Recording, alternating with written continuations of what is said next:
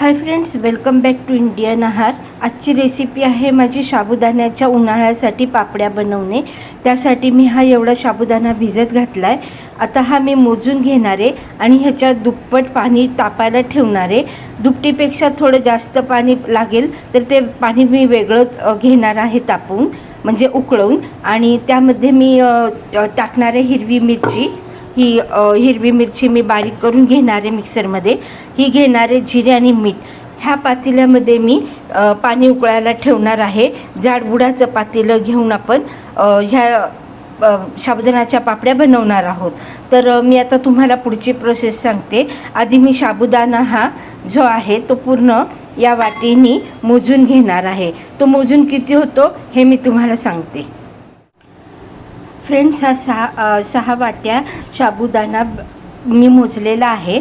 आता मी ह्याच्या दुप्पट पाणी, म्हणजे हे पाणी जवळजवळ 12 वाट्या मोजून घेतलं आणि 2 वाट्या एक्स्ट्रा पाणी ह्यामध्ये मी तापायला ठेवलेलं आहे। कारण साबुदाणा जर भिजला, जास्त त्यांनी पाणी शोषलं तर त्याच्यासाठीही लागू शकतं आणि थोडं पाणी वाफेवर उडूनही जातं।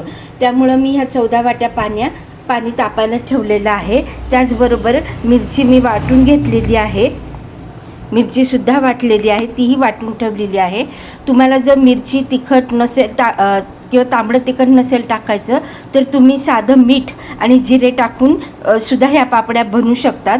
हिरवी मिरची ही तुम्ही तुमच्या आवडीनुसार आणि प्रमाणात टाका, कारण घरात लहान मुलं असतात, ते सुद्धा जर खाणार असतील किंवा कोणी तिखट अवॉइड करत असेल, नको असेल, आवडत नसेल, तर तुम्ही हिरवी मिरची नाही टाकली तरी चालू शकतं।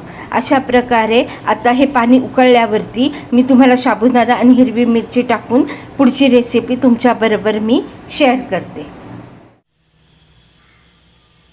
फ्रेंड्स, तुम्ही बघत आहात पाणी चांगलं उकळलं आहे, खळखळ खळखळ। ह्याच्यात मी आता 4 चमचे टाकते मीठ।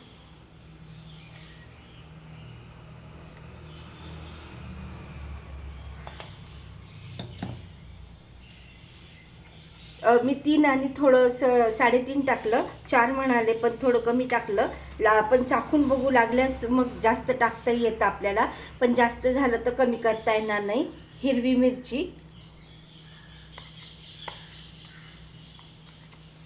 मिरची 2 चमचे टाकलेली आहे। त्याचबरोबर आता आपण टाकणार आहोत जिरे तुम्ही तुमच्या ह्याच्याप्रमाणे घ्या, कमी जास्त। मी एवढे टाकते आणि हे थोडं उकळत आलं पुन्हा की मग आपण ह्यामध्ये मी रात्रभर भिजवून ठेवलेला जो साबुदाणा आहे, तुम्हाला आधी दाखवलाय, तो ह्यामध्ये टाकणार आहोत आणि एक 2-3 मिनिटं चांगलं कलर बदलोस तोपर्यंत शिजवून घेणार आहोत।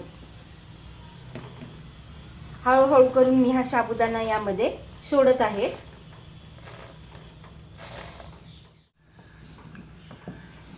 अशा प्रकारे हा साबुदाणा आपण चांगला तळाशी बसलेला ढवळून घेणार आहोत आणि चांगला असा मोकळा करून घेणार आहोत।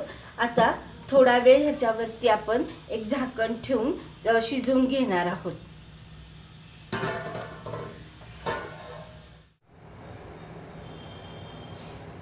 फ्रेंड्स, मी तुम्हाला आता हे झाकण काढून दाखवतेय। हे बघा, हे अशा प्रकारे खळखळ उकळायला लागलेलं आहे, पण अजून हे झालेलं नाहीये मिश्रण की ह्याच्या आपण पापड्या टाकू शकू। तुम्हाला दिसत असेल हे बऱ्यापैकी पातळ आहे आणि साबुदाणाही काही फार पांढरट आहे, तर ह्याचा थोडासा कलर बदलेल आणि पाणी सुद्धा थोडं आटेल की त्यानंतर आपण ह्याच्या पापड्या घालायला सुरुवात करणार आहोत। अजून थोडा वेळ आपण ह्यातलं पाणी आटवून घेणार आहोत। फ्रेंड्स, आता तुम्ही बघत असताल की मी बऱ्यापैकी हे आटून घेतलेलं आहे आणि साबुदाणा शिजून घेतलेला आहे। हे तुम्हाला दिसत असेल तर बघा, इथपर्यंत होतं। आता ते बऱ्याच खाली गेलेलं तुम्हाला जर व्हिडिओमध्ये नीट दिसत असेल तर पाहू शकता। आणि हळूहळू जसजसे आपण गॅस बंद करू तसं हे मिश्रण आटत जाणार आहे, आपण पापड्या घालूस तोपर्यंत।